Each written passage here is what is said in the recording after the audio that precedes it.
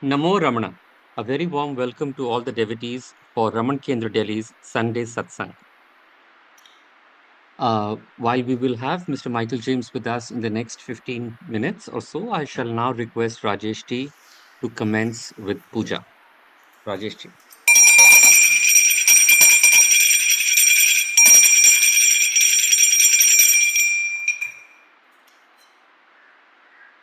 ओम भर्गदेवस्य देवी देव न प्रचोदयात् हरि ओम श्री रमणाय नमः गणेशाय नमः गोविंदाय नमः तुला शिवाय नमः हरि ओम वक्रतुंड महाकाय सूर्यकोटि संप्रभं निर्विघ्न कुरु मे देव सरकारे सर्वदा ओम नमः शिवाय नमः शिवाय नमः शिवाय नमः शिवाय नमः हरि ओम ओम शिवाय नमः शिवाय नमः हरि ओम पुरुषोत्तमाय नमः हरि ओम. I am going to recite the Bhagavana Stotram. अपार सच्चित सुखवारी राशैरस्वमी मातरम भुवनं समस्तं गुहायितं तं रमणं गंभीरं चिंताविहीनं हृदय चिंतयामि हरि ओम आशीन जाताय नमः ओम श्री रमणाय नमः ओम गुरुवे नमः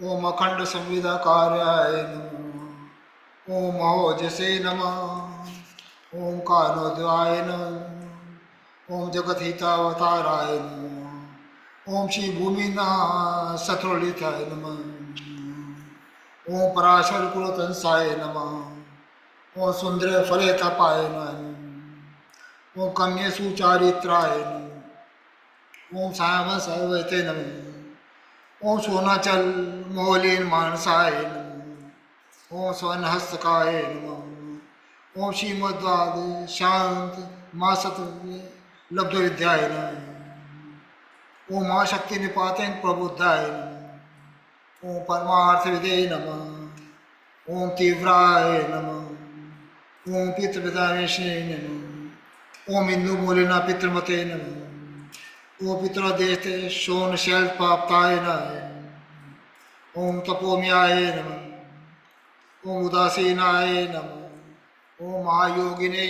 नमः ओम मोसाय नमः ओम कुशाग्रस्ने नमः ओम शांत संकल्प संयम्राय नमः ओम सुसदृशे नमः ओम सुसदृशे नमः ओम सवित्रे नमः ओम स्थिराय नमः ओम तपस्वी सत्संगाय नमः ओम फूलांबिज विलोचनाय नमः ओम चंद्रकेशहासी मंडिता नन मंडलाय नमः ओम शूद्वाड़ समासीनाय नमः ओम शूरिता अखिल विभम्राय नमः ओम वेद वेता तथज्ञाय नमः ओम शिरमुद्रे नमः ओम तिलगतिगाय नमः ओम विरूपा गुहावसाय नमः ओम विराज चलाकृते नमः ओम उदित नयनाय नमः ओम पूर्णाय नमः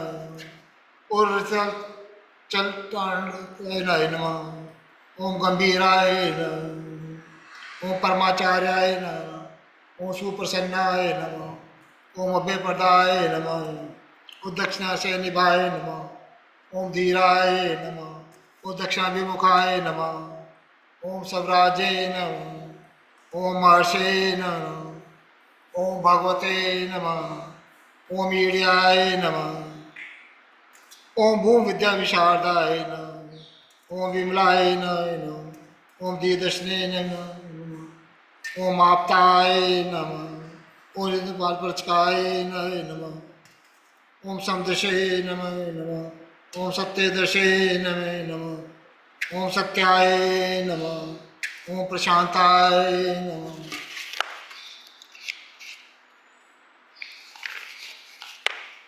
ओम अमित विक्रमाय नमः ओम सुकुमाराय नमः ओम सदानंदाय नमः ओम मृदुभाषणे नमः ओम ध्यानवाय नमः। ओम श्री सोनाचल अद्भुत स्कंदाश्रम निकेतनाय नमः। ओम सदश्रोपदेष्टे नमः। ओम सद्भक्त प्रताय नमः। ओम गणेश मुनि भृंगी सेवितांदि सुरसाय नमः। ओम गीतो पदेशादि ग्रंथ संसिंचाय नमः। ओम वर्णाश्रम बतातीताय नमः। ओम रसज्ञाय नमः। ओम सौम्याय नमः। ओम आत्मते नमः। ओम सर्वानिवस्थानाध्याय नमः। ओम सरसधुने नमः। ओम आत्मा रामाय नमः। ओम महाभागाय नमः। ओम आत्मुक्ति विधायकाय नमः। ओम विनताय नमः। ओम विनुताय नमः। ओम विप्राय नमः। ओम मुनीन्द्राय नमः। ओम पावको जलाय नमः। ओम दर्शनाधन सहायिनी नमः। ओम मोने स्वात बोधकाय नमः। ओम रचकांतिक सानिध्याय नमः। ओम सगनादंत मोचकाय नमः। ओम मत्स्य निश्चंडाशय नमः। ओम संसारनावर्तकाय नमः। ओम सोनादि शस्त्रदृष्टे नमः। ओम हार्दिक प्रकाशकाय नमः। ओम अविचलित प्रज्ञाय नमः। ओम नैसर्गिक कम महातप से नमः। ओम कमंडलोदराय नमः। ओम कमंडलोदराय नमः। ओम शोकोपशरसाय नमः। ओम गुहाय नमः। ओम दंडपाने नमः। ओम कृपापूर्णाय नमः। ओम भव विषज्ञाय नमः। ओम स्कंधाय नमः। ओम देतमाय नमः। ओम अमर्त्याय नमः। ओम सैन्याने नमः। ओम पुरुषोत्तमाय नमः। ओम पुरुषोत्तमाय नमः। ओम पुरुषोत्तमाय नमः। ओम पुरुषोत्तमाय नमः। ओम समीर रमणाय नमः। ओम नमः शिवाय नमः। ओम नमः शिवाय नमः। ओम नमः शिवाय नमः। ओम नमः शिवाय नमः। ओम नमः शिवाय नमः। हरि ओम। I am going to recite the Updesar.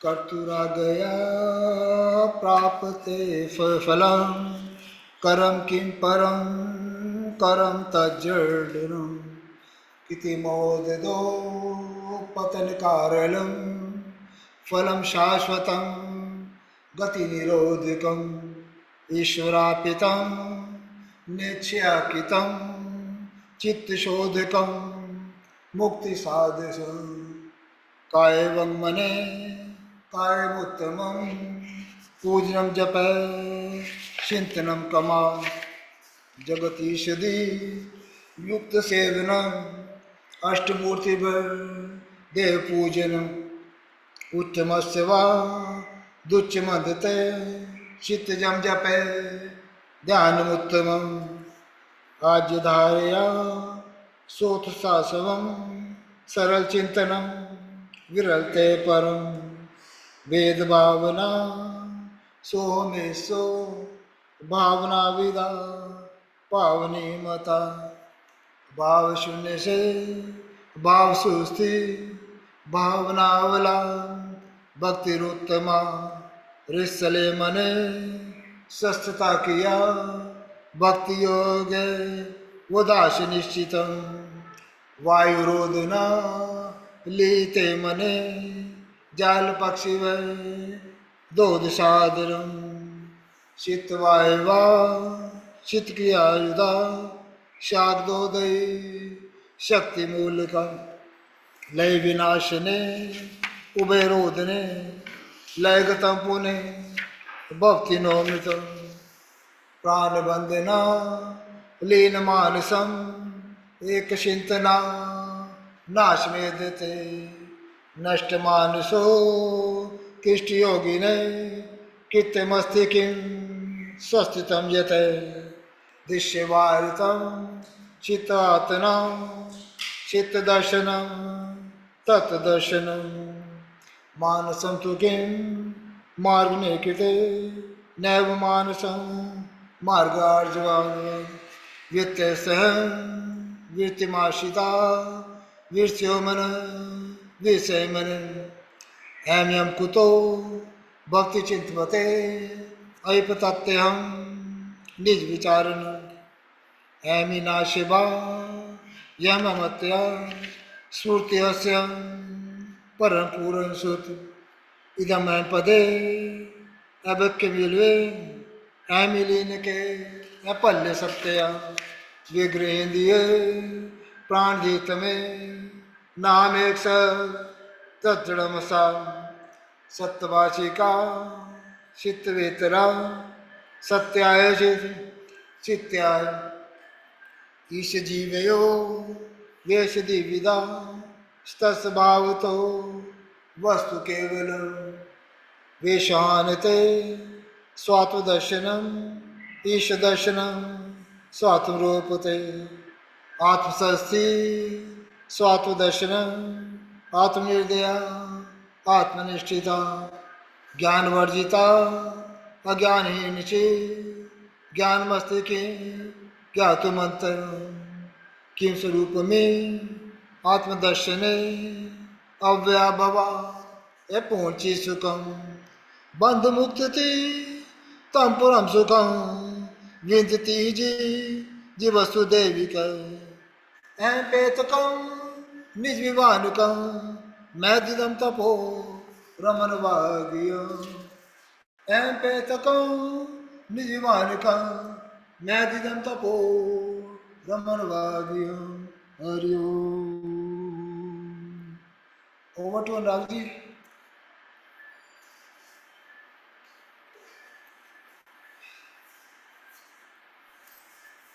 Namo Ramana. A very warm welcome to all the devotees for Raman Kendra Delhi's Sunday Satsang with Mr. Michael James. As we've been having the benefit of guidance of Mr. Michael James for the last so many years, this Sunday as well, he shall be speaking to us on Anma Vidai. Anma Vidai translates to disappearance of mind and discusses the nature of mind and its relationship to happiness, urging readers and devotees to investigate the source of their thoughts and emotions. The text emphasizes the importance of understanding one's true nature beyond the fluctuations of the mind to attain lasting happiness. Through introspection and self inquiry, individuals can transcend the limitations of the mind and experience inner peace and contentment. We all know Mr. Michael James quite well, but I should definitely introduce him as a formal speaker of the evening.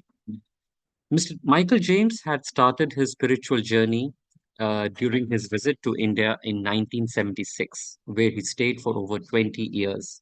He had a long friendship and association with Sri Sadhu Om and assisted him in translating Guru Vachakakovai, Nanyar, Ulladu, Narpadu, and other works of Bhagwan into English. Mr. James is now based in London, where he regularly discusses Bhagwan's teachings with fellow devotees via email and Zoom. Mr. Michael James addresses devotees of Raman Kendra Delhi every second Sunday of the month. I shall now request Mr. Michael James to take over. Sir.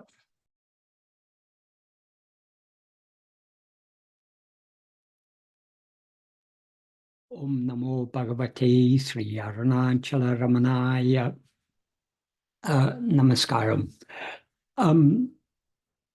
Before I begin talking, I'd just like to say, to make these meetings more interactive, if anyone watching this on Zoom or on YouTube has any questions, if you're on Zoom, you can write in the Zoom chat.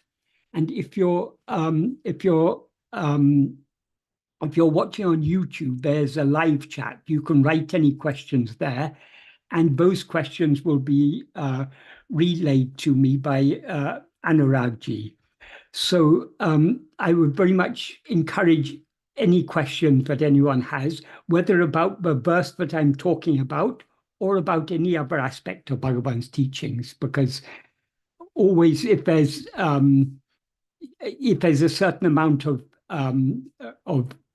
questions. It makes the meeting more interactive. It's not just one person talking, because together we are sharing Bhagavan's teachings.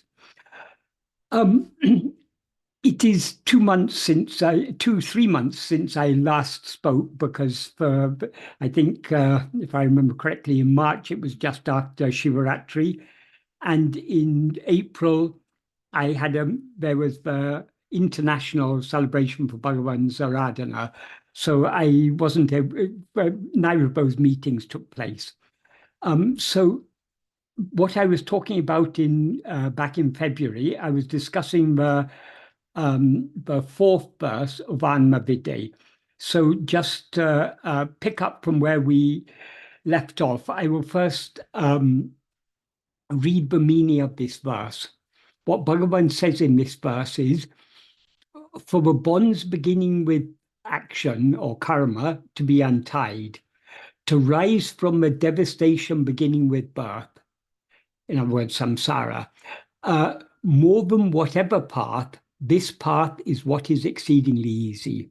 This path he's referring to the path of self-investigation, atma-vichara.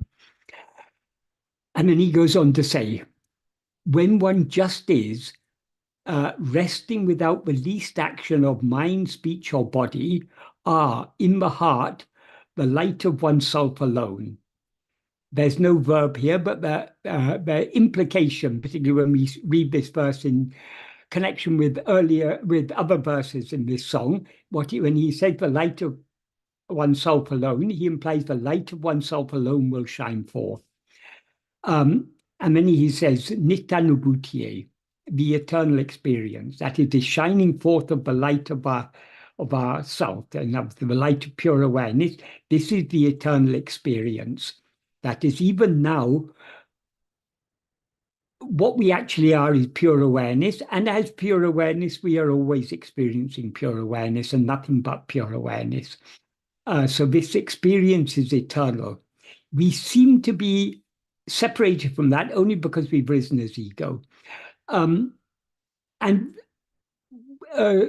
since the light of our self shining forth is the annihilation of ego, and since all fear is only for ego, he also says, Bidi iradu. That means BDA iradu. That means fear does not exist. Fear ceases to exist as soon as ego is annihilated, and we awaken to this eternal experience. And Imbam Bodhiye, this is the ocean of bliss alone. So what I have explained so far is I explained that we can untie ourselves from the bonds of karma and samsara only by eradicating the root of them, namely ego. And we can eradicate ego only by investigating and knowing what we actually are. And the root of both the bonds beginning with karma and the devastation beginning with birth is ego. Because so long as we rise and stand as ego, we're aware of ourselves as I am this body, and consequently we seem to be born and to die. And in this state of embodied existence, we seem to be the doer of actions and the experiencer of its fruit. How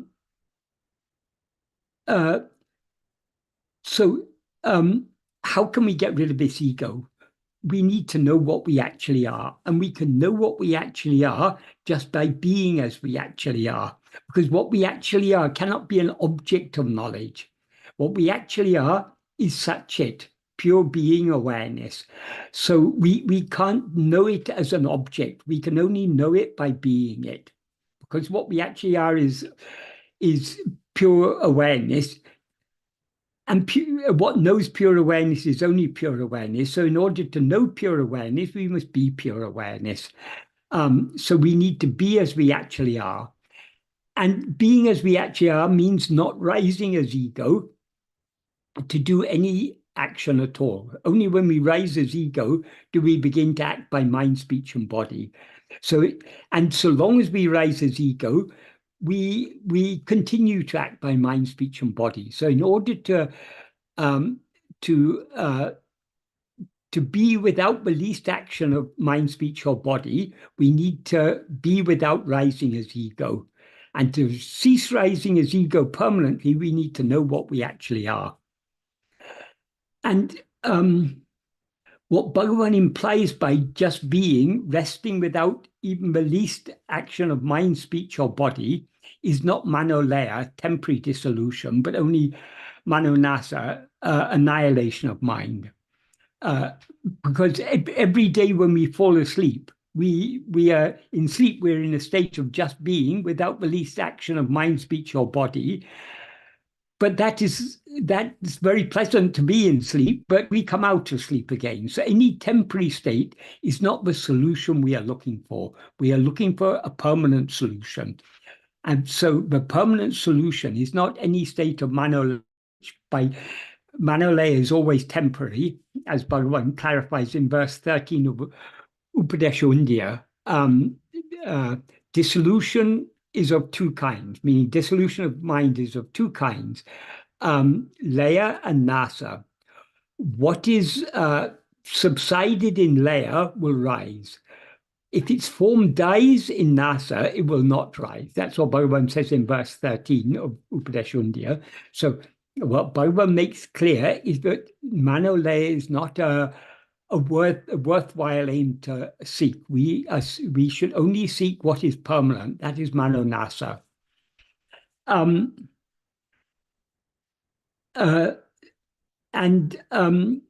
I also discussed about the fact that we need to cling to self-attentiveness so firmly, but we do not allow ourselves to be swayed, even to the slightest extent, by any Vishaya Vasana, because only then will we dissolve in manonasa, thereby remaining forever without the least action of mind, speech, or body.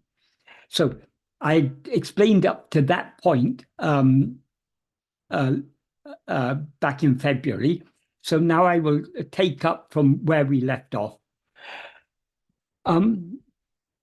We will be truly without the least action of mind, speech, or body only when the seeds of karma, namely Vishaya Vasanas, are completely eradicated along with their root, namely ego. All vasanas can be vasanas means inclinations. Vasanas are the seeds that give rise to likes, dislikes, desires, attachments, and so on. So we can also say that the likes, dislikes, desires, hopes, fears, and so on, in their seed form are vasanas. So all vasanas can be destroyed only when their root, namely ego, is eradicated, because it is the nature of ego to have vasanas.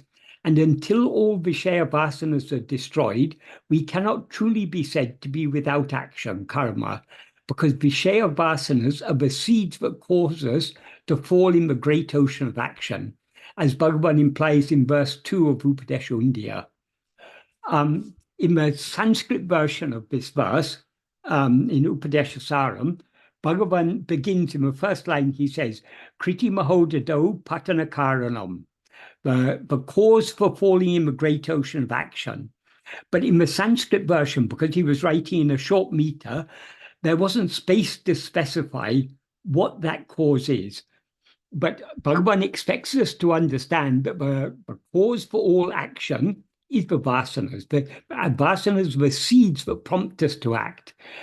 But what he couldn't state, though he couldn't state it explicitly in Sanskrit, he only implied it in Sanskrit, he stated it explicitly in Tamil. In Tamil, what he says is, Vinayim vilevu vilevutru. That means the fruit of action perishing. As he says in Sanskrit, palamasasvatam. That is, when we do any action, it yields a fruit. We obviously don't experience the fruit immediately. The fruit gets stored in sanchita, and from the sanchita, a selection of fruit that are stored in sanchita are chosen by God for us to experience in each lifetime. So what we experience in each lifetime is a selection of the fruit of our past actions. Once we experience the fruit of our past action, that past action thereby, that fruit thereby perishes. we can understand this with the analogy of a physical fruit. If someone gives us a mango, if we eat the mango once, we can't eat it again, because once we've eaten it, it's finished, it's perished. So in the same way, once we experience the fruit of any action, that fruit thereby perishes. So the fruit of action perishing, Bhagavan begins by saying, or in Sanskrit, palamasasvatam, the fruit are impermanent. But so what is it that causes us to fall in the ocean of action? That he makes clear in the next clause. In Tamil, he says, Vittai vine kadal virtidam. As seed or being seed causes us to fall in the ocean of action. The seeds he's referring to here are the vasanas. In the Malayalam version of Upadeshasaram, because Bhagavan wrote this originally in Tamil and later he translated it into Telugu, Sanskrit, and Malayalam. So it's available Bhagavan has written it in 4 different languages. But in Malayalam, he happened to use a longer meter.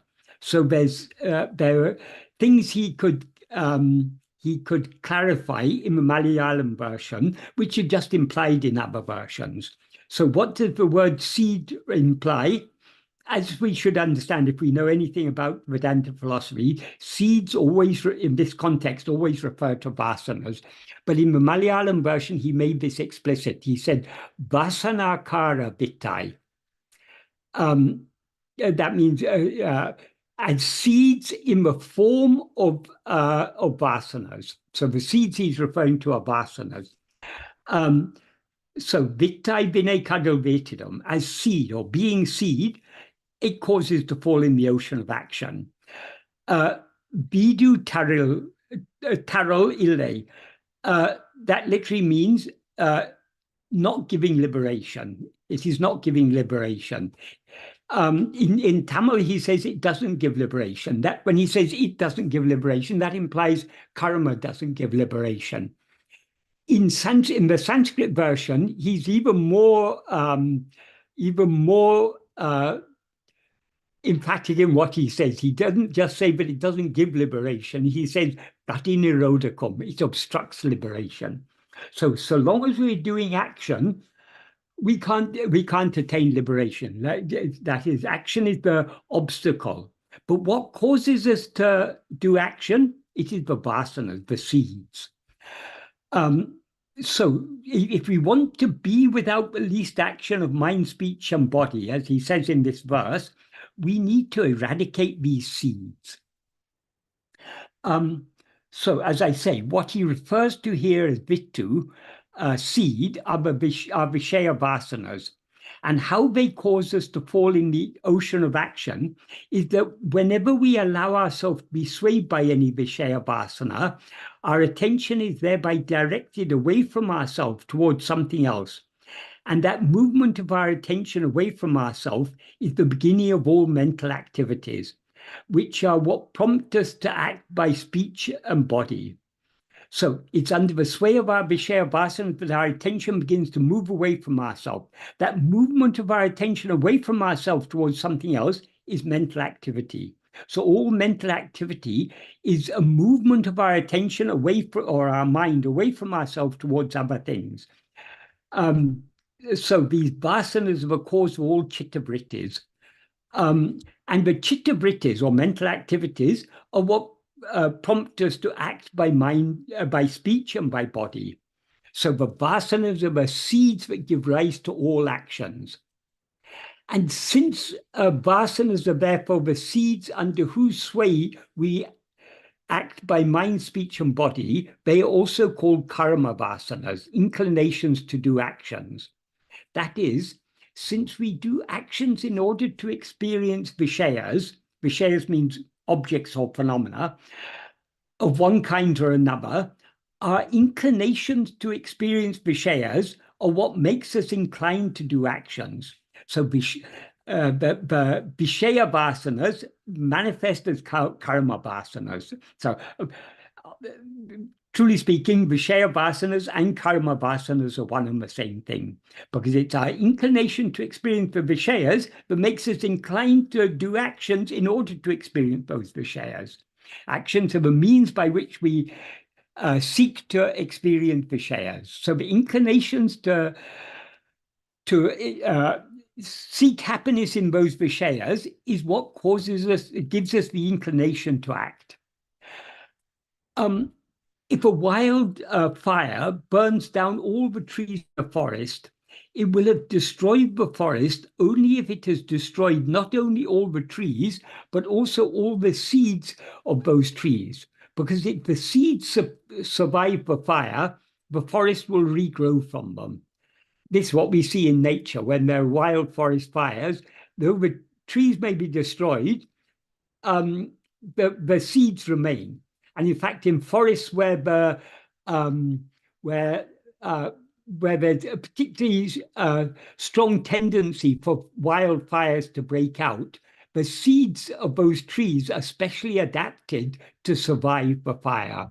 In fact, there are some trees whose seeds will only come out of the shell, will only sprout after they've been subjected to fire.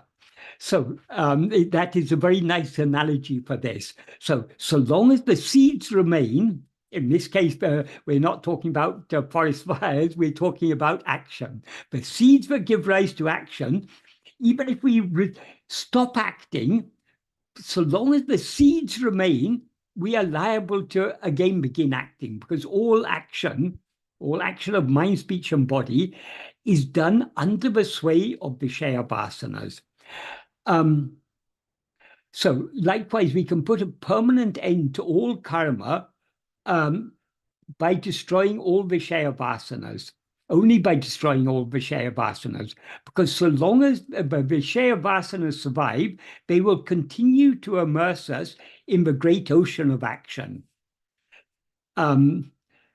Until all Vishaya, so we particularly those of us who are familiar with the Sanskrit version of Upadeshasaram, whenever we hear these words, Kriti Mahodado Patanakaranam, these are very beautiful words, we need to remember that the cause Bhagavan is talking about there is these vasanas. So our aim is to destroy the vasanas. Until all Vishaya vasanas are completely erased, the only respite we can have from doing karma is in sleep and other states of manolaya. But such respite is not real freedom from action, because sooner or later we will rise from manolaya along with all our Vishaya vasanas, under whose sway we will continue doing karma. So sleep is very pleasant so long as it lasts. We are free of all karma, and we are free of both of doing karma and experiencing the fruit of karma while we are asleep. But sooner or later we wake up, and again we come under the sway of vasanas. Therefore, we will be truly Solmana Tanuvin Karmadi Siridindri. These are the words Bhagavan uses in this verse. And these words mean without the least action of mind, speech, or body. So we will be truly without the least action of mind, speech, or body only when all the seeds of karma, namely Vishaya vasanas, are completely eradicated along with their root, namely ego. In this context, Bhagavan often referred to Yoga Vashista in Book 5, Chapter 56, verses 13 and 14. There are two verses that are very relevant to this. So once when Bhagavan was referring to these verses, Murugan recorded the meaning of them, as explained by Bhagavan, in verses 1133 and 1134 of Guru Vasika Kovai. And when Bhagavan saw those verses, he then condensed them into a single verse, which is now verse 30 in Uludunapdu Anabandam. What Bhagavan says in this verse is, like one who hears a story, the mind being far away, the mind in which vasanas have been erased is actually not doing, even though doing. The mind that those vasanas soak is actually doing, even though not doing. Even though movement has ceased here in dream, ceased here. In dream, climbing a hill, one falls in a pit. That's very, very, it's expressed in a very compact manner because, as I say, what is in 2 verses in Yoga Vashista and also 2 verses in Guru Vaska Kuvai, Bhagavan has packed it into 1 verse here in Uludunaptana Bandham. So if we expand the meaning of this a little, just to clarify the meaning, what this verse implies is, like one who seemingly hears a story, even though their mind is actually going far away and therefore not hearing the story at all, the mind in which all vasanas have been erased is not actually doing any action at all, even though, in the view of others, it seems to be doing any number of actions. So for those who were living with Bhagavan, Bhagavan seemed to be doing so many actions. He was he walked around the hill with devotees. He cut vegetables and assisted with the cooking in the kitchen. He did all sorts of actions by body, also by when people came asked questions, he did actions by speech. He answered some of their questions. He also did. He also wrote verses and so on. So these all indicate actions of mind, speech, and body, because obviously we can't answer a question or do other actions without actions of mind. So in our view, it seems to us that Bhagavan is doing so many things. He's thinking, he's answering questions, he's cutting the vegetables, supervising the cooking, and all these things. So Bhagavan seems to be doing actions in our view, but actually Bhagavan is not doing any action at all. Because just like one who is seemingly listening to a story, but their mind has gone far away, thinking about other things, Bhagavan was not actually doing any actions, though he seemed to be acting. So that's the first half of the verse. The second half of the verse, what the second half implies is, on the other hand, the mind that those soak, those implies the vasanas. So that is the mind that is soaked with vasanas is actually doing action, even though it is seemingly not doing any action. Just as even though movement has ceased here, that is, even though in the waking world, a person seems to be lying without movement in a bed, they're in their experience, in a dream, they're climbing a hill and falling in a pit. So a person can seem to be sitting all day in meditation, not doing any action at all. But so long as the vasanas are there, they are not free of action. Whereas another person, like Bhagavan, may seem to be doing so many actions, but because ego has been destroyed, all the vasanas have been destroyed with it, Bhagavan has no connection with the actions that in our view, he seems to be doing. That is, he has no connection. That means in his experience, he's not doing any action. As he explains I think in the next verse, he gives the analogy. Yes, in verse 31 of Uludnaptu, he gives the analogy of a person sleeping in a cart. When a person is sleeping in the cart, they're not aware whether the cart is moving or standing, or whether the cart is remaining alone, unyoked from the bulls. The person sleeping in the cart has no awareness of that. Likewise, to the knower of reality, who is asleep within the fleshy body, which is like a cart, their activity, nishta, and sleep are just like that. They're not aware of it at all. So Bhagavan wasn't. What Bhagavan actually is pure awareness. So as pure awareness, he knows nothing other than pure awareness. But in our view, we see Bhagavan as a body, and through that body, what is shining through that body is our own real nature. Our own real nature is infinite clarity of awareness and infinite love. So we see shining through the body of Bhagavan, shining through every action of his, we see so much clarity, so much love. But that's in our view, because we see Bhagavan as the body. Bhagavan doesn't see himself as the body. So the main point here is, but to be truly free from action, as Bhagavan emphasized in this verse 30, to be truly free from action, we need to be free from vasanas. So long as vasanas remain, even though we're seeming to be without action, we are still acting.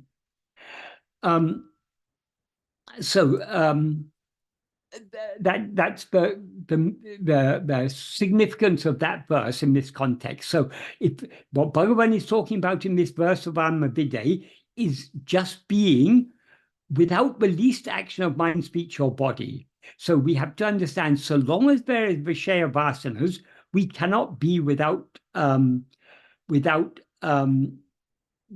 least action of mind, speech, or body. So we need to get rid of the vasanas, and we cannot be completely free of vasanas until the root of vasanas, namely ego, is destroyed. Why is ego the root of vasanas? Whose vasanas are they? Who is it who is inclined to act in this way and that way, to enjoy this Vishaya or that Vishaya? It is only ourself as ego. So without ego, there can be no Vishaya vasanas. And so long as there's Vishaya vasanas, so long as there's ego, there will be Vishaya vasanas to a greater or lesser extent. So as ego, all we can do is reduce the strength of our Vishaya vasanas. We cannot free ourselves entirely from Vishaya vasanas without surrendering ourselves completely. That is, without the annihilation of ego, we cannot be free of Vishaya vasanas completely. So by the practice of self-investigation, we are gradually weaning our mind off its inclination to go outwards. In other words, we're weaning our mind off its Vishaya vasanas. So by self-investigation, we are weakening the Vishaya vasanas and strengthening the Sat vasana, the inclination just to be as we actually are. And it's that what is called satvasana is what is also called swapma bhakti, the love for our own self, in other words, for our own being. So that is the key to knowing what we actually are. So by self-investigation, we are gradually weakening the Vishaya vasanas and strengthening the Satvasana until it reaches a point that the Satvasana becomes stronger than the Vishaya vasanas. Only when the Satvasana becomes stronger than the Vishaya vasanas will we finally have sufficient love, sufficient bhakti to surrender ourselves completely. So, only when that is Atmavichara, as Bhagavan made clear, this is the pinnacle of the path of bhakti. That is the final practice on the path of bhakti is Atmavichara, because it is only by Atmavichara that we can surrender ourselves completely. Why is this? Because the nature of ego is to rise, stand, and flourish by attending to things other than itself, but to subside and dissolve back into its source by attending to itself. So in order to surrender ourselves completely, we need to attend to ourselves. So this practice of Atmavichara, this is the ultimate practice in the path of bhakti. So by this practice, our bhakti, our love to be as we actually are, it steadily increased until finally that love to be as we actually are becomes stronger than all these Vishaya vasanas. So we're finally willing to surrender ourselves completely. That is when the path of bhakti and jnana reach their ultimate fruition in the dissolution of ego. That is, we are finally willing to surrender ourselves completely. So this is what we are aiming for when we are trying to investigate ourselves. We are trying to hold on to our being, and by holding on, we're trying to hold on to our being in order to know what we actually are. But so long as the Vishaya vasanas are still strong, we are not yet willing to hold on to our being firmly enough. So our attention keeps on coming outwards. So we need to persevere in this practice until our love to be as we actually are, in other words, our sattvasana, becomes stronger than any of than all the Vishaya vasanas put together. Then only will we be willing to surrender ourselves completely. Coming back to this subject of being without action, God makes our mind, speech, and body do whatever actions they need to do in order for us to experience our prarabdha. But while experiencing our prarabdha, we generally do actions by mind, speech, and body under the sway of our vasanas, as Bhagavan implies in the note he wrote for his mother in December 1898. What he said in this note is, Avarava prarabdha prakaram adakanavan angangirundu artavipan. That literally means, in accordance with their prarabdha, he who is for that, being there, will cause to dance. That's the literal meaning. What that implies is, in accordance with the destiny or prarabdha of each individual, he who is for that, namely God or Guru, who ordains their destiny, being in the heart of each of them will make them act. That is, when he says angangirantu, being there, it implies being in each place. That's the more superficial implication. I mean, that's also true, but it also implies being in the heart of each one of us. So being in our heart, he drives us to do whatever actions are necessary in order for us to experience our prarabdha. So some of the actions we do by mind, speech, and body are actions we are made to do by Bhagavan in order for us to experience our prarabdha. But many of the actions we do are actions that we do under the sway of our vasanas. In fact, the vast majority of actions we do under the sway of our vasanas. Even those actions we are made to do in accordance with our prarabdha, in other words, the action we are made to do by Bhagavan in accordance with our prarabdha, even those actions, often they are simultaneously motivated by our vasanas. That is, it may be our prarabdha to enjoy something, to enjoy a very tasty meal, for example.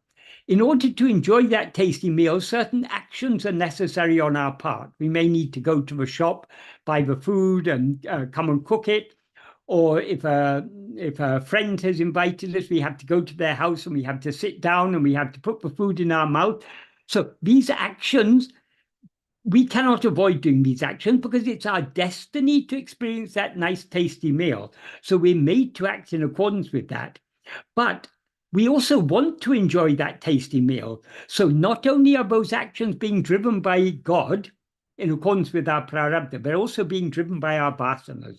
So we can take for granted that the vast majority of our actions, whether or not they're actions we're made to do by God in accordance with our prarabdha, the vast majority of the actions we're doing under the sway of our vasanas.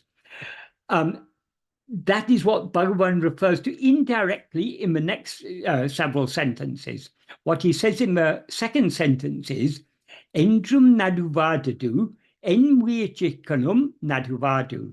That means what is never to happen will not happen, however much effort we make, however much we try. So the very important word here is enviachikanum, however much we try, however much effort we make. What does this imply? This implies that though Bhagavan made it clear, what is never to happen will not happen. So we cannot experience anything that is not destined to happen.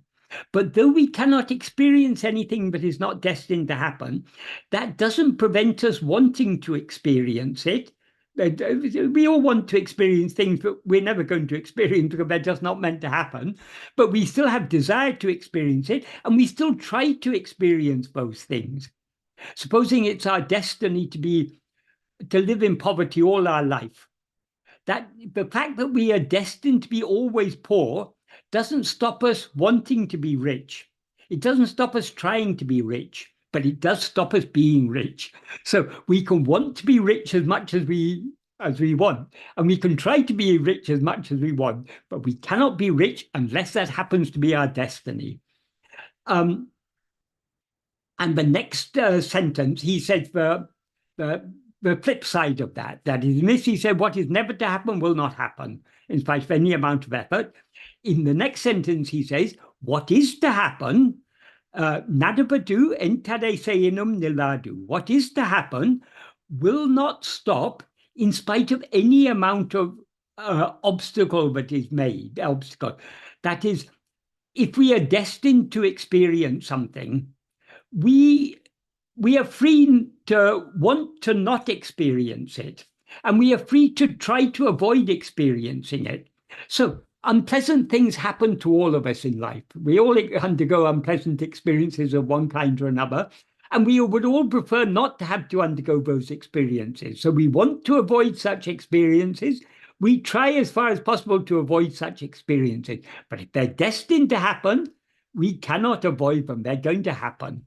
So we have the freedom to want to experience anything or want to avoid experiencing anything. We have the freedom to try to experience anything or to try to avoid experiencing anything. But we have no freedom to experience what is not destined to happen or to avoid experiencing what is destined to happen.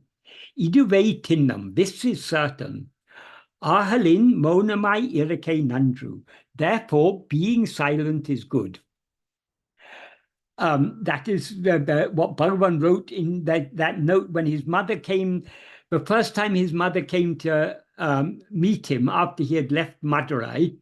That is, for some time they had no idea where he was.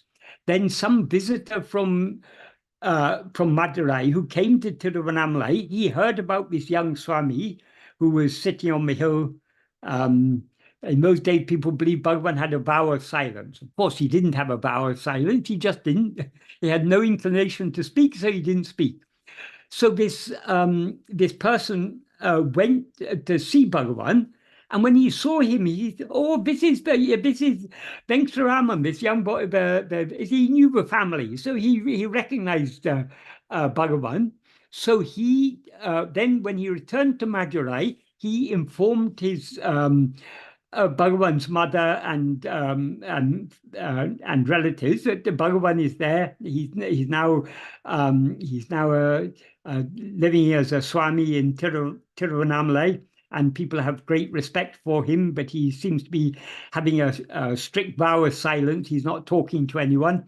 That's what was reported. So naturally, his mother wanted to come and see him, but because she was widowed and her children were all studying, she had no means to come to Bhagavan immediately. But her son, her eldest son, Bhagavan's elder brother, soon after that got a job. And once he got a job, he was able to save up money, and he brought his mother to Bhagavan in December 1898. And seeing Bhagavan's condition, as a mother, naturally, she was very sad to see what appeared to her to be very harsh austerities Bhagavan was doing. Of course, he wasn't doing any austerities. He was just indifferent to the body. But that's not how it appeared in the eyes of a mother. I mean, naturally, a mother, if a mother sees her son in a physical condition but appears to her to be suffering, she will naturally feel it. So she was begging Bhagavan to come back with her to Madurai. Bhagavan was sitting there without responding anything. Some other people who were present there, they felt very sorry to see Bhagavan's mother weeping and begging him to come back, and Bhagavan sitting, not responding in any way, not seeming to be indifferent to his mother's pleas. So someone gave Bhagavan a paper and pencil and said, "Swami, even if you don't want to reply by speech, at least write some reply to console your mother."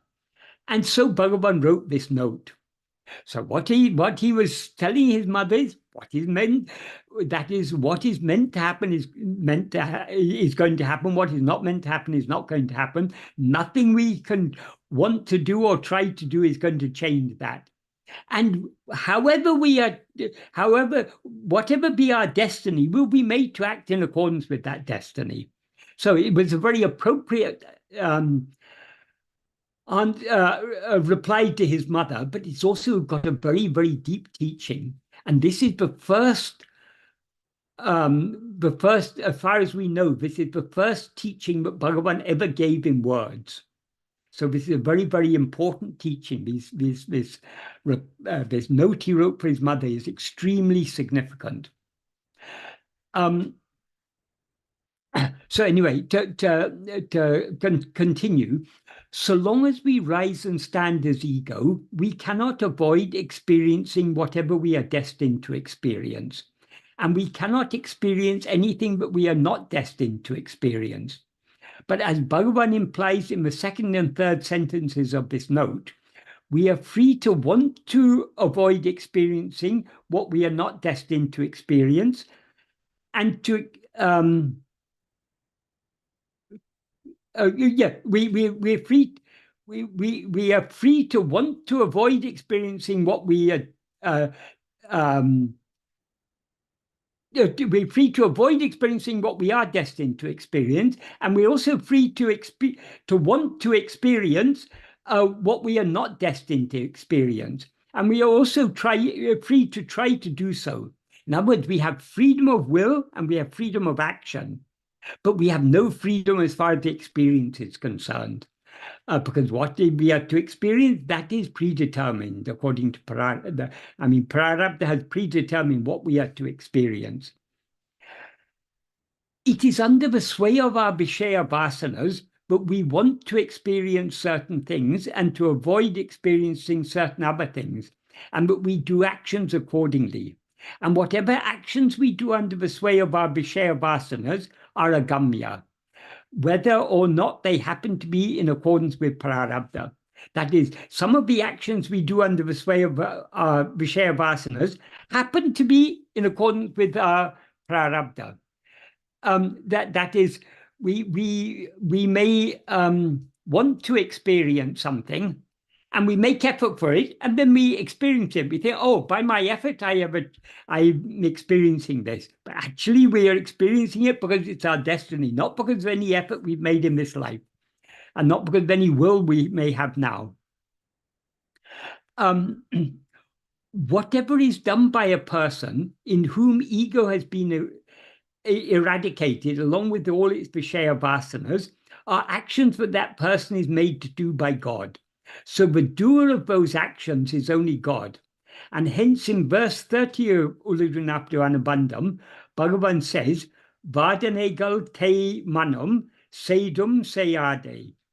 That means the mind in which vasanas have been erased is not doing, even though doing. However, until ego has been eradicated, it is the doer of whatever actions it does through mind, speech, or body under the sway of its Vishaya Vasanas. And its sense of doership, Kartrutva Buddhi, is not limited to the actions it does. It is not limited only to the actions it does, because it includes whatever it does not do, as he implies when he says, Avaigal toi manum sedu indrienum sedere. That means the mind in which they, namely vasanas, soak, is actually doing, even though not doing. That is, so long as we rise and stand as ego, we consequently experience the mind, speech, and body as ourself. So when any or all of these three instruments are active, our experience is, I am doing these actions. And when they are not doing any actions, our experience is, I am doing nothing. For example, if we are sitting with our eyes closed, trying to do nothing by mind, speech, or body, our experience will be, I am sitting without thinking or saying anything. Because we still identify ourselves as the body that is sitting and the mind and speech that are seemingly not doing anything. So even to think I am not doing anything now, that itself is a doership, because we're still identifying with the body and mind. Because the body and mind are not doing anything, we say, I am doing nothing. So there's still the doership there. Hence, our doership persists, whether we are doing anything or nothing. And so long as it persists, we are doing even when we are doing nothing. That's what Bhagavan is saying in this verse. So it's a very nice, subtle point he's teaching us here. Therefore, the state in which we are truly just being without the least action of mind, speech, or body is only the state in which we remain without ever rising as ego, even to the slightest extent. So this alone is the state that he describes as, in this verse of Anmavidya, as Solmanada Tanuvin Kamadi Siridindri Summa Amandu Irital. That is just being, resting without the least action of mind, speech, or body, in the second sentence of this fourth verse that we're discussing now. And it's also what he describes as monomai irike, silently being or being silent, in the final sentence of the note he wrote for his mother. Ahalin monomai irike nandru, therefore silently being is good. What he means by silently being is not, we can silently be only by ceasing to rise as ego and thereby ceasing to engage in, to identify ourselves with whatever actions the body, speech, or mind may happen to be doing. So Bhagavan was always silently being, even when he seemed to be doing actions, because those actions never touched him, because he had no sense of doership.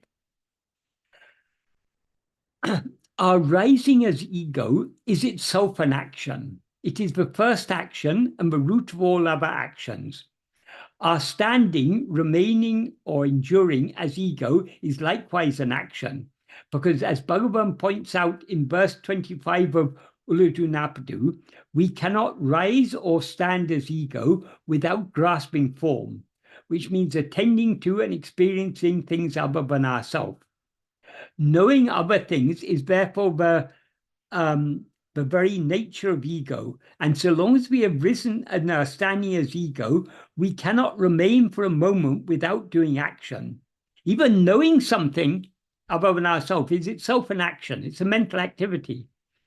That is, attending to, experiencing, or knowing anything other than ourselves is an action, because it is a departure from our natural state of just being as we actually are, in which we know nothing other than ourselves. So since we cannot remain as ego without constantly knowing things other than ourselves, as ego we can never be without any action. Therefore, in order to just be without the least action of mind, speech, or body, we must cease knowing anything other than ourselves. And in order to cease knowing anything other than ourselves, we must cease rising and standing as ego.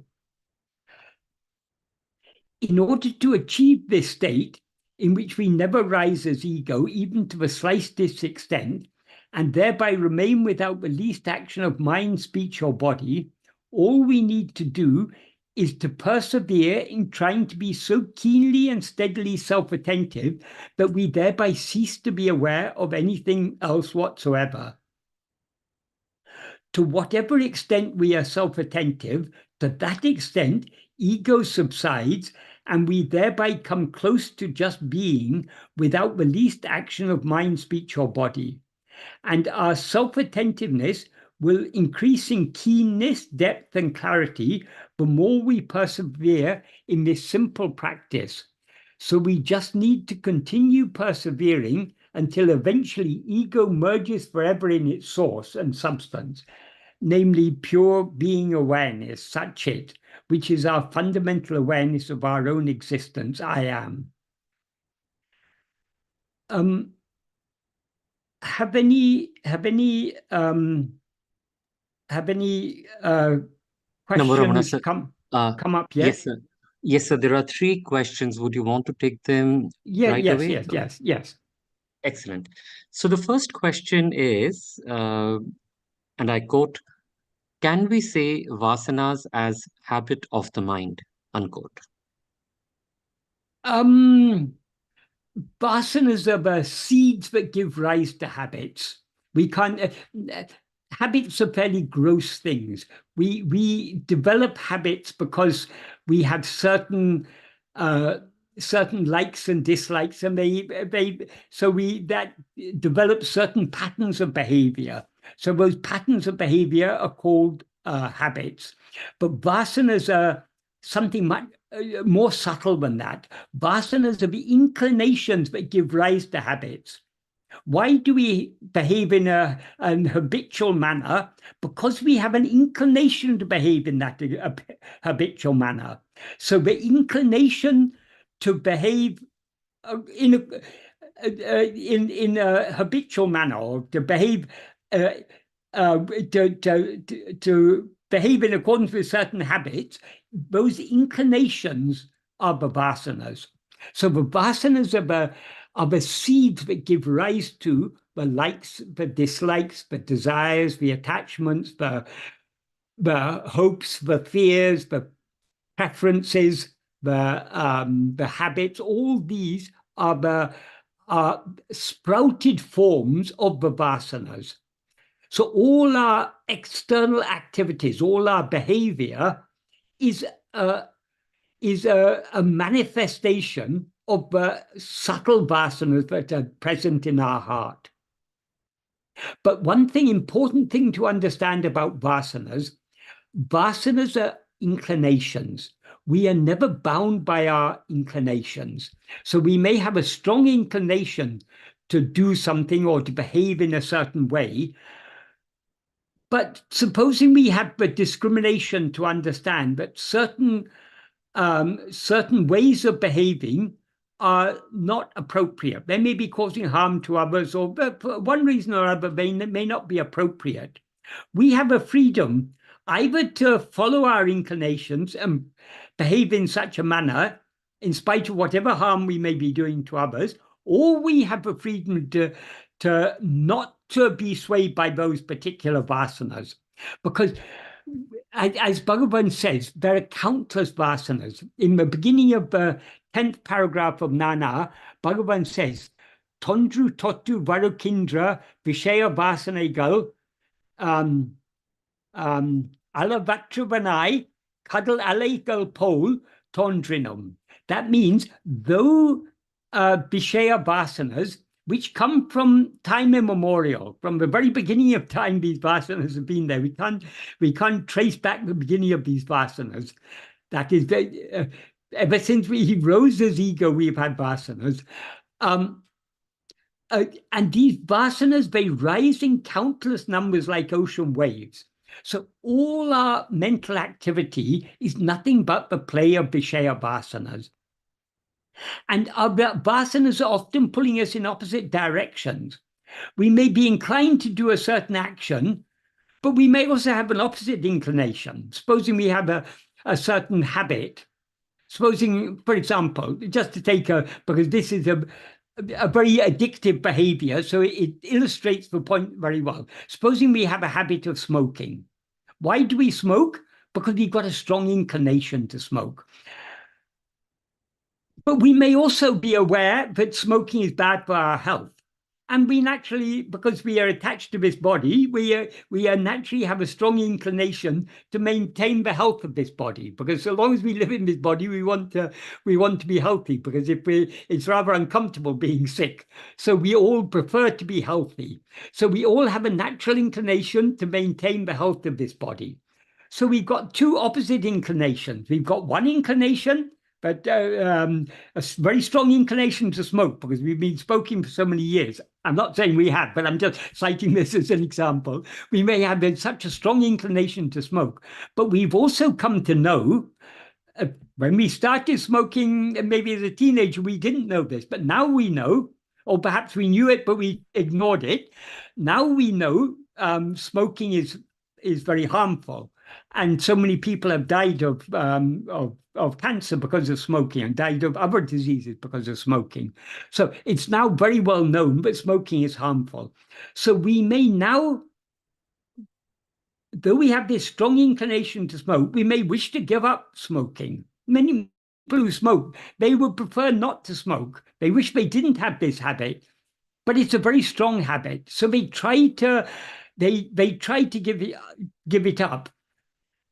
But some people succeed, some people fail. It depends how strong the vasanas are. But if we are very concerned about our health, maybe we've had some health crisis and the doctors have told us, if you continue smoking, you're finished. You're not going to live very long. So we really have a very strong desire to give up smoking. So every time the inclination to smoke rises, the opposite inclination to avoid smoking will also arise. This is where our freedom of will lies, because we are free to choose which vasana we want to be swayed by.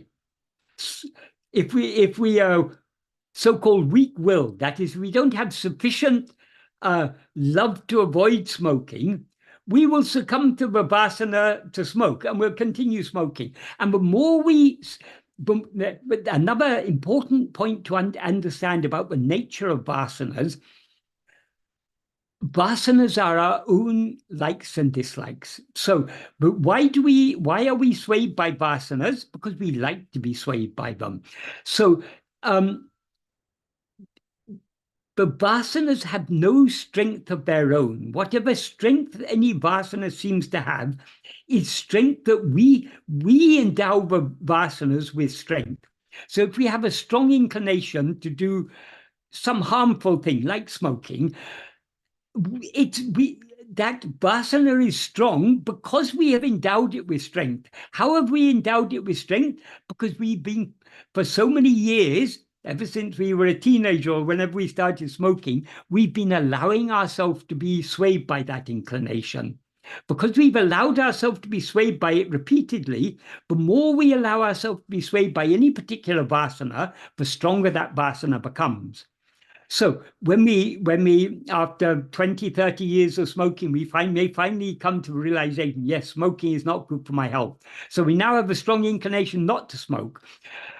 If we allow ourselves to be swayed, continue to be swayed by that inclination to smoke, that inclination will continue getting stronger.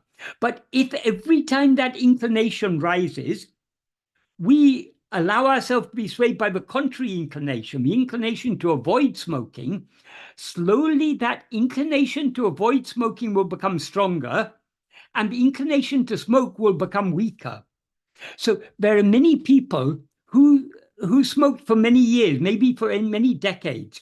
Once they finally succeed in giving up smoking, then that is, they've given it up because they strengthened that inclination not to smoke. Then people will say, I can't imagine now how I could have such a disgusting habit, how I was smoking, taking this filthy smoke, tar-filled smoke into my lungs, how I could ever have had such a liking, I can't now imagine. Why? Because they, instead of allowing themselves to be swayed by that inclination, that vasana to smoke, they've allowed themselves to be swayed by the contrary inclination. So that contrary inclination has become very strong, and that previous inclination to smoke, that inclination was previously so strong, has lost its strength because that person hasn't allowed themselves to be swayed by that. So the vasanas seem to rule us, but actually we can't make any excuse for our actions. We can't say, oh, I smoke because my vasanas are too strong, or I can't avoid going to rob the bank because I've got a very strong vasana to go and rob the bank. We can't make excuses. If you're taken to court for robbing the bank and you say, oh, I couldn't help it, my vasanas were too strong, that's going to be no excuse. So why? Because however strong an inclination may be, we have the freedom to either allow ourselves to be swayed by it or not allow ourselves to be swayed by it. If we allow ourselves to be swayed by it and to act accordingly, we are responsible for the consequences of that. So this is why we are responsible for our actions. The actions we do under the sway of our vasanas are what are called agamya. The agamya, though we talk of three karmas, agamya, sanchita, and prarabdha, actually, strictly speaking, there's one action, that is agamya. Because the sanchita and prarabdha, though they are called two of the three karmas, they're actually karma pala, not karma. So it's only in a it's conventionally they're referred to as karma, though they're actually karma palas. So the actions we do under the sway of our vasanas, those are the agamya, and the agamya of the actions that bear fruit. And that fruit gets stored in sanchita, and it remains in sanchita until God, in some future lifetime, may or may not select that particular fruit for us to experience. So that's why Bhagavan says, but it's the vasanas that cause us to fall in the great ocean of action. So that kriti mahodado patana karanam, that is the vasanas. But the vasanas, though they cause us to fall in that great ocean of action, they only cause us to fall in that great ocean of action because we allow ourselves to be swayed by them. We are always free to avoid being swayed by our vasanas. And that is what this spiritual path is all about. That's what self-investigation and self-surrender is about. Instead of allowing ourselves to be swayed by the vasanas, we try to hold on to our own being. In other words, we allow ourselves to be swayed by grace in the form of satvasana. In fact, the satvasana, the inclination just to be as we actually are, which is the love that enables us to investigate ourselves and surrender ourselves, that is the bhakti. From where does that come? That comes only by grace. Why? Because the very nature of ego is to go outwards. So if we haven't, so the natural inclination of ego is to go outwards. So it's the nature of ego to have Vishaya vasanas. If we, instead of that, we begin to develop an inclination to go inwards, that inclination cannot come from ego because it's contrary to the very nature of ego. That inclination can come only from Atmaswarupa, our own true nature, which is Bhagavan. Bhagavan is always in our heart as our own being. So Atmaswarupa is both God and Guru. And the grace of God and Guru, Bhagavan often used to say, grace is not something that comes from outside. It's not going to be something that descends on you from heaven. Grace is ever in your own heart as your own being. So when we are turning our attention within and trying to hold on to our being, we are surrendering ourselves to grace. We are allowing ourselves to be pulled inwards by that power of grace, by that love to be as we actually are. So it's all a matter of grace. That's why Bhagavan often used to say this spiritual, in this part, grace is the beginning, the middle, and the end. That is, grace is what draws us to this spiritual path. Why are we sitting here now talking about Bhagavan's teachings? Why do we have this interest to talk in about this subject? It is only because of grace has drawn us towards this. So it is grace that draws us towards this spiritual path. It's grace that motivates us to follow this spiritual path. And eventually, it is grace that will swallow us. So it's all a matter of grace. So those people who think the path of jnana is all about jnana, the path of bhakti is about bhakti, these are completely separate. Bhagavan has shown that this is a complete misunderstanding. Bhakti and jnana are never separate. They are one and the same.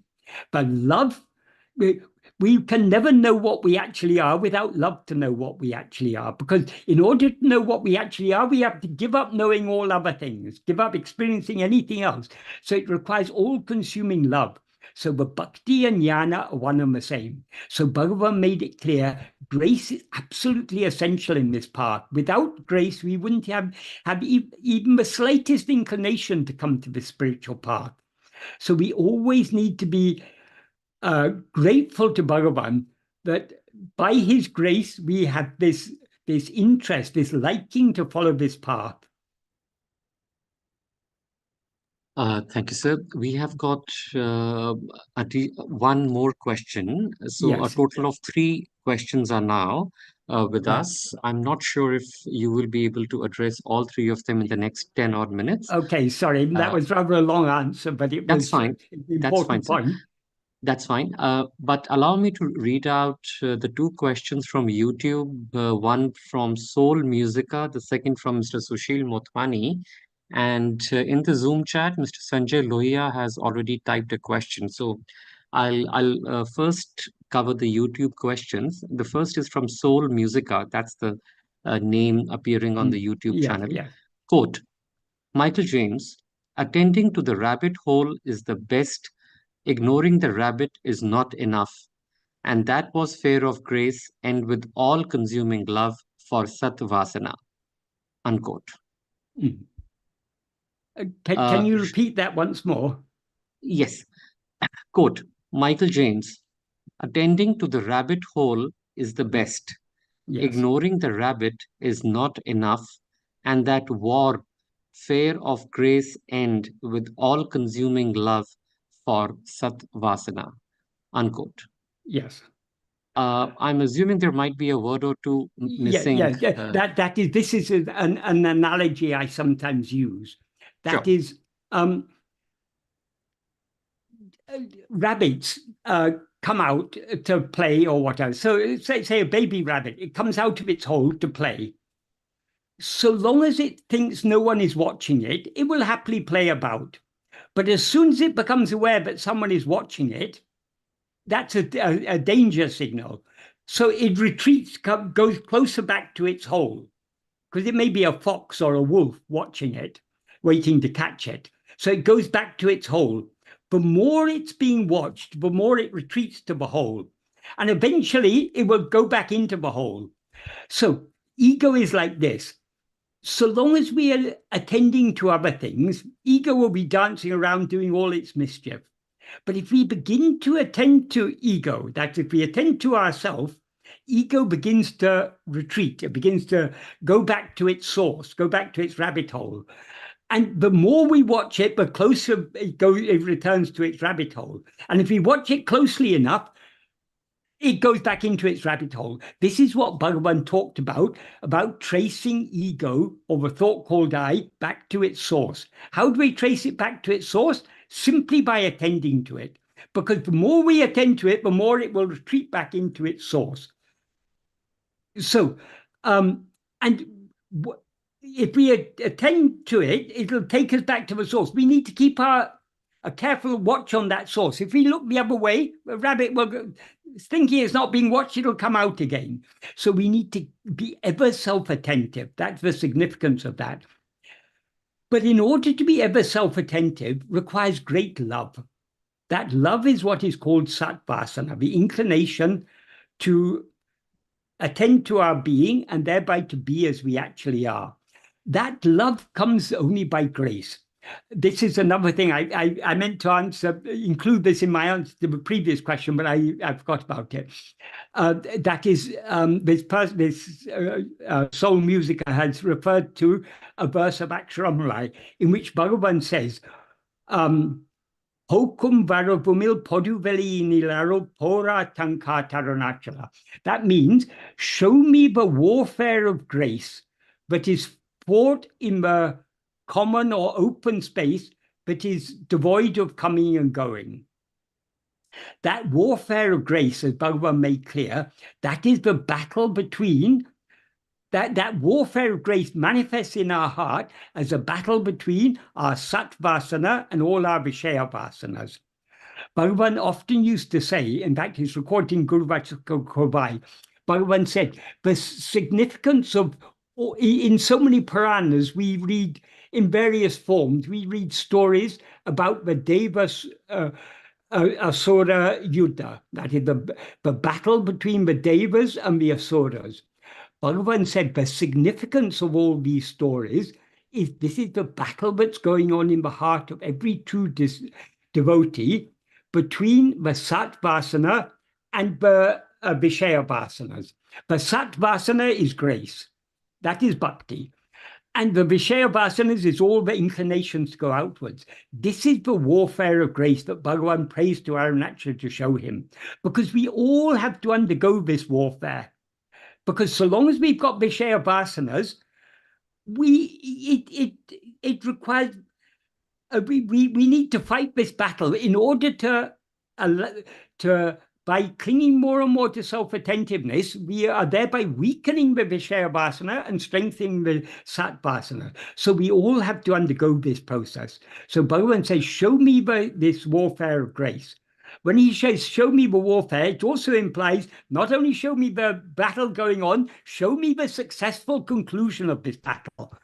So this battle will certainly, this battle has to, it has to end in victory for grace. Grace can never be defeated. But how long it takes for grace to win this battle depends on how much we cooperate with grace. So the more we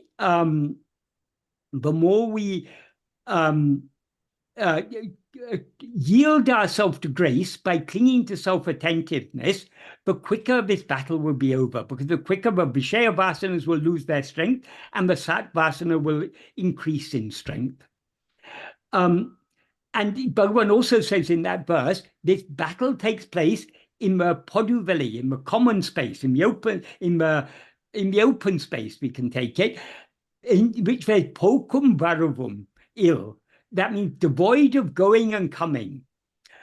Going and coming is the nature of ego. Ego goes and comes. And so long as we go and come as ego, so long as we go back into sleep every night, and we come again as ego in the morning. So this is the going and coming. And when we go and come, everything else goes and comes along with us. When we rise as ego, everything rises. When we subside, everything subsides. As Bhagavan says in verse 26 of Ullagunaptu, Ahande undayin anatum undahum. If ego rises, everything rises. Ahande indrail indru anatum. If ego doesn't exist, everything doesn't exist. So every night in sleep, we as ego subside and everything subsides along with us. In the morning or in sleep, dream, we rise and everything rises with us. So this going and coming is the nature of ego. But when we are shown this battle, it's taking us beyond this going and coming to that space of pure awareness in which there is never any going and coming, in which ego never arose in the first place. The second question on YouTube from Mr. Sushil Motwani, and I quote, Namo Ramanaya, dear Michael sir. The example of smoke or not to smoke sounds contrary to everything is predestined. Kindly explain. Unquote. Yes, everything is predestined, but that doesn't mean that if it's our destiny to smoke and to die of cancer, it's going to happen anyway. We can't avoid that. But we still have the freedom to use our viveka, our discrimination, to understand smoking is bad for us. So it may be our destiny to die of cancer, but we can at least try to give up this bad habit while we can. So that is what Bhagavan made clear is what is destined to happen is going to happen. But we have freedom of will and action. These are not contradictory, because the destiny, the prarabdha, determines what is to happen, what we are to experience, what is to happen to us, let's say. The freedom of will and action is determines what we want to experience or want to avoid experience, and what we try to experience or try to avoid experiencing. So it may be our destiny to die of smoking, but that doesn't mean that we are bound to continue smoking forever. There are some people who give up smoking, but because of the damage done already by the years of smoking, they still die of cancer. There are many people die of lung cancer, not because they smoke, but because of what is called passive smoking. Say if a married couple, for example, I mean, my own parents, for example, my father was a heavy smoker. He died of cancer at a relatively young age. He was actually younger than I am now. He was just before his 67th birthday. He died of lung cancer because of his smoking. My mother was never a smoker, but uh, uh, more than 30 years after my father passed away, my mother also passed away of cancer. And we don't know where the cancer started, but when they found the cancer, she had tumors in the lung, in the neck, and in the brain. So whether that could well have been caused by those years of passive smoking, because she lived with someone who was a heavy smoker. She eventually, I mean, she lived up to the age of 90, but still, in the end, it caught up with her. So if it's our destiny to, I mean, however we're destined to die, we're going to die. If we're destined to live to old age, we'll live to old age. If we're destined to die young, we'll die young. This is all predetermined. But though we don't have any freedom to change that, we do have freedom to change our likes and dislikes and to change what we try to do. So it may be our destiny. There are some people who smoke till old age and they never die of cancer. So it doesn't mean that if you smoke you will definitely die of cancer, but the chances of dying of cancer are far greater if you smoke. So the destiny determines what is to happen. The freedom of will determines what we want to happen or want not to happen. And the freedom of action determines what we try to make happen or try to avoid happening. So there's no contradiction between these things. Another thing to understand about prarabdha is prarabdha is not just random. Prarabdha is allotted by Bhagavan. So Bhagavan allots such a prarabdha that is suited to our nature. Some people say, oh, supposing it's your destiny to be a gangster, a mafia boss or something. If it's your destiny, you can't avoid that. But would a person of a very gentle, sattvic nature be a mafia boss? No. Such a destiny will not be allotted to a person who is of a different type of nature. So, but whatever prarabdha is allotted to us in accordance with our nature. That is, it's a destiny that is suited to our nature. Sometimes we read stories in the Puranas and other places of people who I can't remember off the top of my head. I can't remember, but there are stories in the Puranas and elsewhere about people who were maybe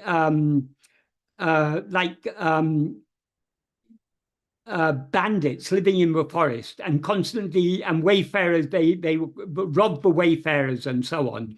And suddenly something happening, and they suddenly switch around and they become great devotees, great saints. That sometimes happens. But as a general rule, the whatever destiny is allotted to us because of, in accordance with the vasanas that are most prevalent in us. So maybe that a person who in the early part of their life, they live a very sinful life and they later become reformed and become a great saint. Maybe they've got a mixture of good vasanas and bad vasanas. Their prarabdha is such that in the early part of their life, the bad vasanas manifest. But later on, the prarabdha, according to the prarabdha, the course of their life is destined to change, and they change from the bad path to the good path. Then the good vasanas are then given a chance to come to the surface. So these are very, very complex things. We can't fully understand these things with our intellect. Krishna says in the Gita, the secret of karmas is known only to me.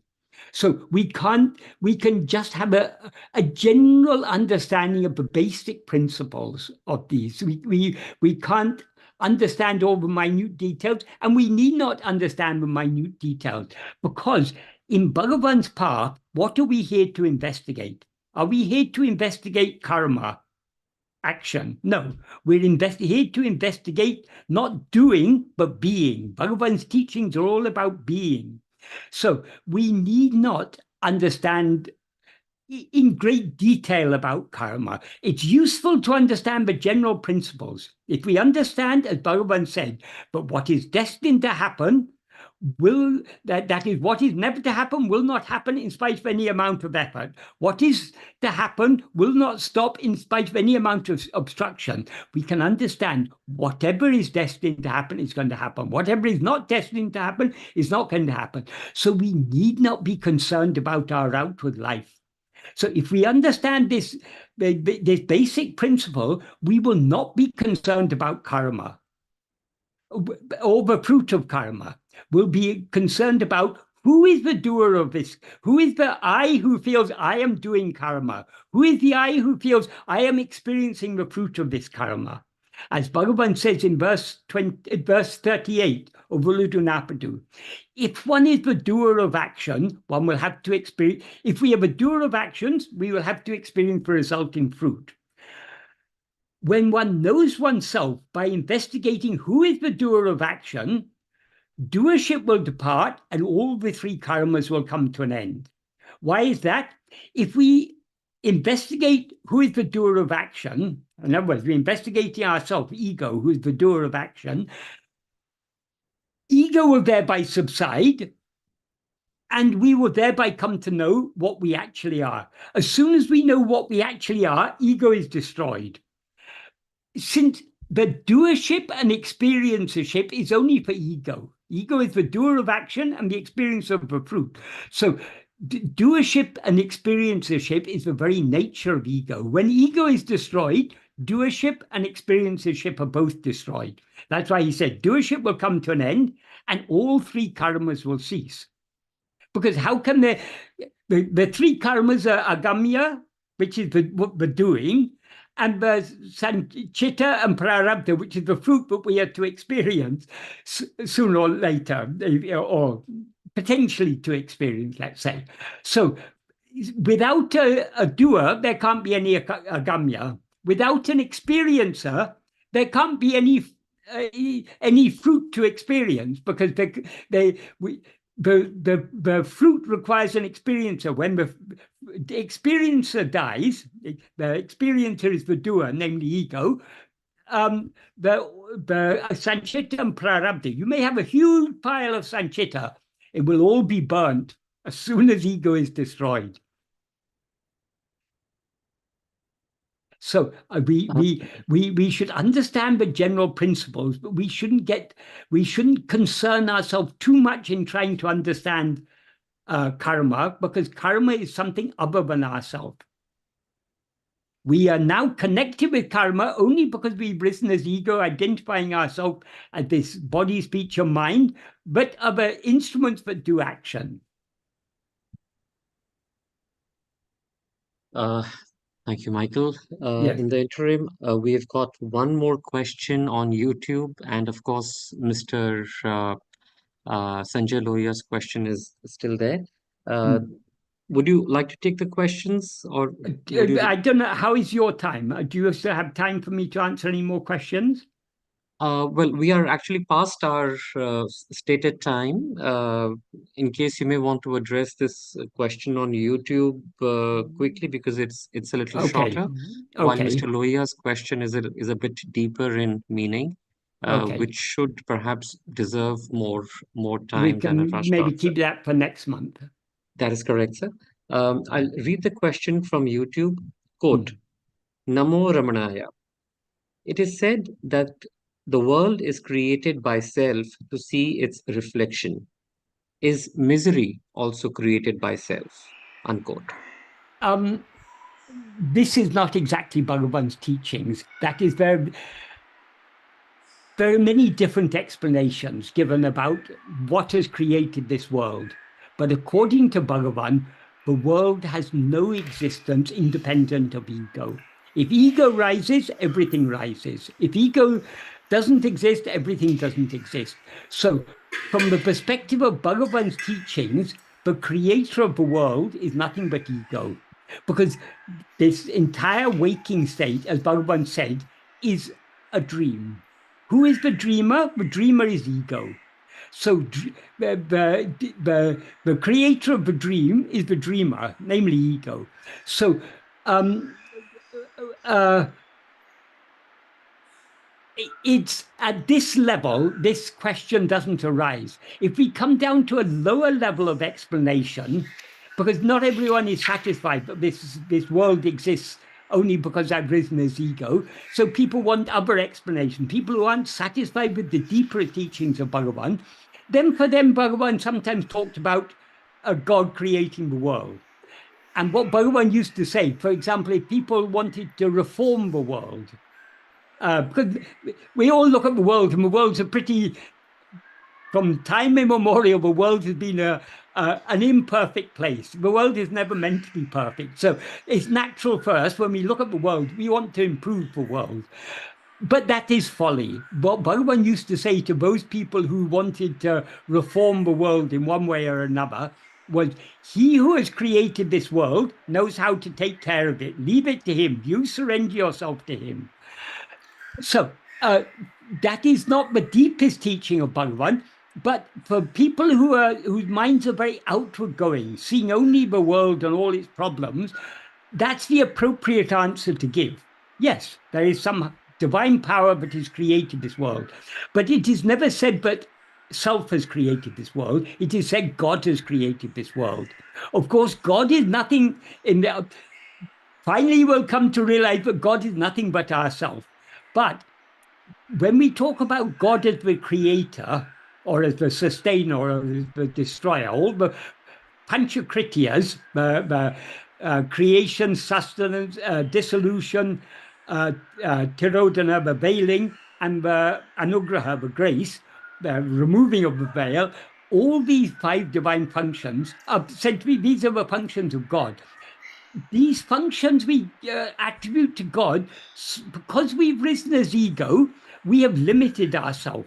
So we see our own unlimited power as something other than ourselves, and we call that God or Guru. So God seems to be different to ourselves so long as we rise as ego.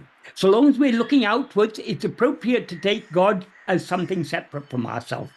But we also need to understand that what God actually is what is shining in our heart as eye. So we need to know God, we need to turn within.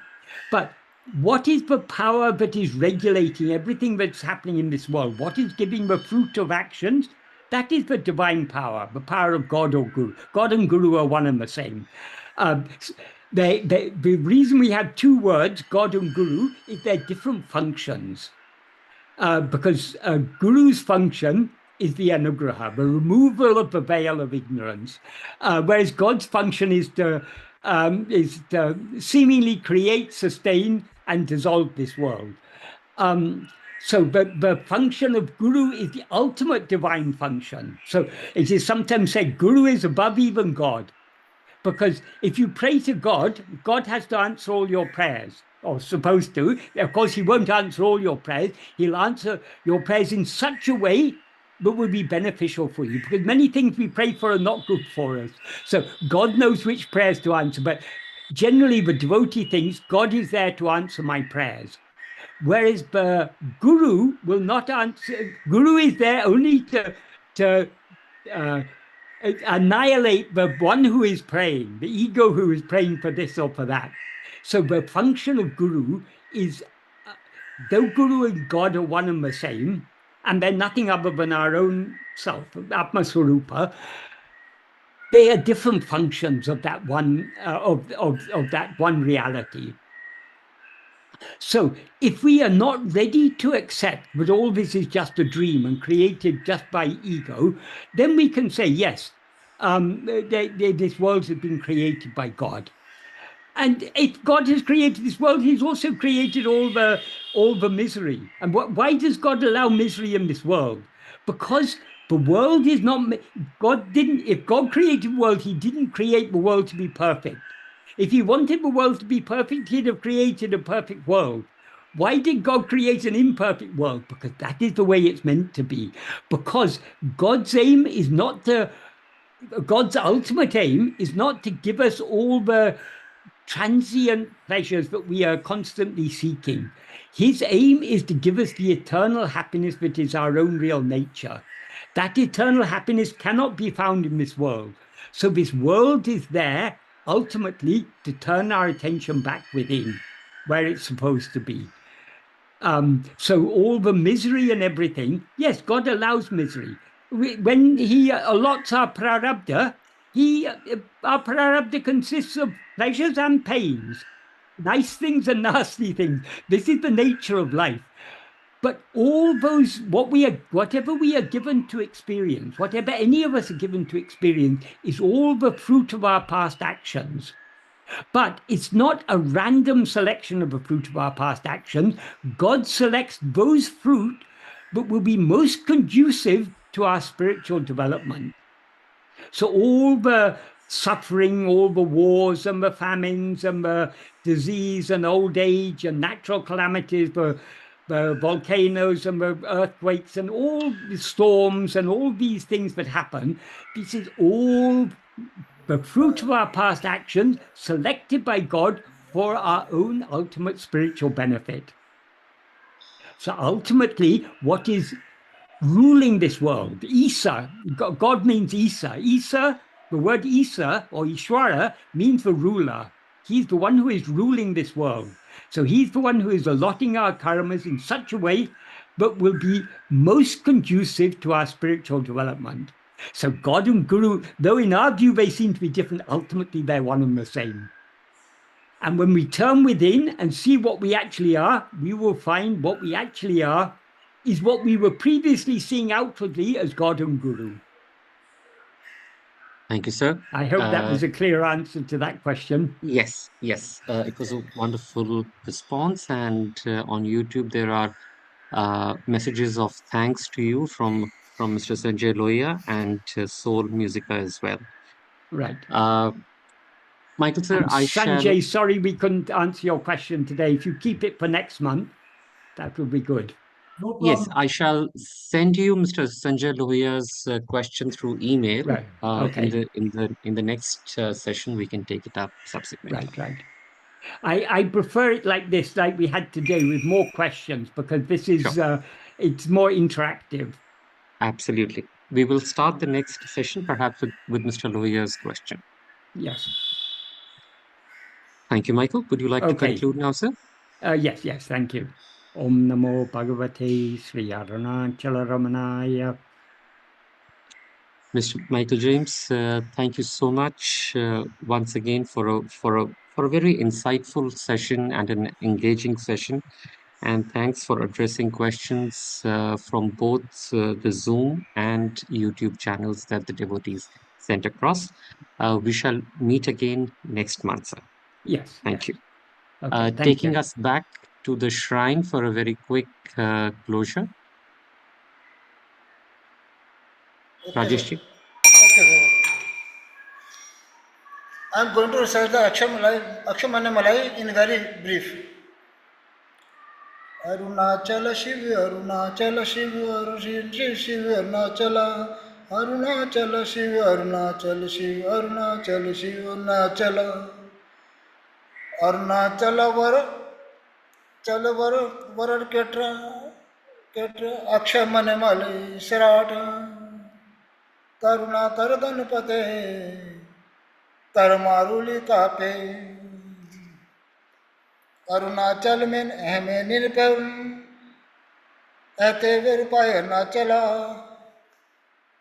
Arunachal Shiva Arunachala Shiva Arunachala Shiv Arunachala ऐगु Sundaram पड़ ऐ मुनि पड़ अपने विरपाय अरुणाचला अरुणाचल शिव अरुणाचल शिव अरुणाचल शिव अरुणाचला उर्वना मुन्ने और तेरे पर पुरुष पर अरुणाचला अरुणाचल शिव अरुणाचल शिव अरुणाचल शिव अरुणाचला ओंकार लोक पविले उनियार रिवार अरुणाचला अरुणाचल शिव अरुणाचल शिव अरुणाचल शिव अरुणाचला हरिओम श्री रमनाय नमः गणेशाय गोविंद अरुणाचला शिवाय नमः हरिओम ओट नाग जी Namo Ramana.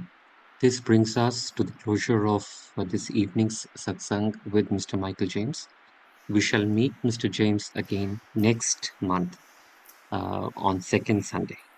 Namo Ramana. May Bhagwan bless all of us. Thank you.